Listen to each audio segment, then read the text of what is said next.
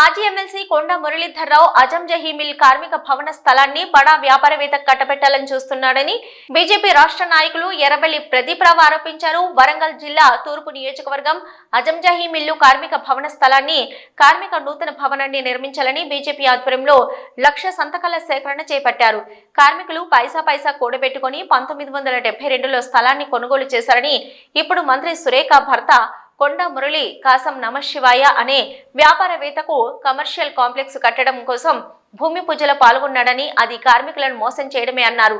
ఇప్పటికే కార్మికుల వద్ద ఉన్న ఆధారాలతో జిల్లా కలెక్టర్ మరియు ఉన్నతాధికారులను కలిశామని, ఏదైతే కార్మిక భవన స్థలం ఉన్న చోట నూతన నిర్మాణాన్ని చేపడతామని హామీ ఇచ్చారని, తక్షణమే ఈ హామీని కాంగ్రెస్ నాయకులు అమలు చేయాలని ప్రదీప్రావు డిమాండ్ చేశారు.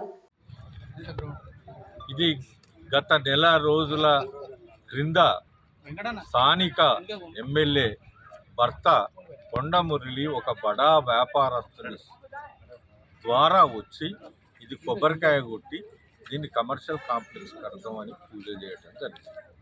అది చూసిన మేము భారతీయ జనతా పార్టీ శ్రేణులు మాకు ఇది 70 సంవత్సరాల నుంచి కార్మికులకు ఉన్నది ఈ భవనం, ఇది ఇంత అన్యాయమా అని మేము అదే రోజు వచ్చి ఇక్కడ ధర్నా చేయడం, మమ్మల్ని చూసి అన్ని పార్టీలోళ్ళు మనసున్న మహారాజులు అందరూ కూడా రావటం, నిరసన తెలియజేయడం, ప్రభుత్వం దాన్ని ఏదో చదువుకోవాలి తప్పు పని చేసినామని చెప్పి మురళితో కూర్చోబెట్టి ఇది కార్మికులకు చెందే విధంగా నేను నా సొంత పైసలతో బిల్డింగ్ కట్టిస్తా అని చెప్పటం, దానికి మేము హర్షిస్తూ సంతోషం.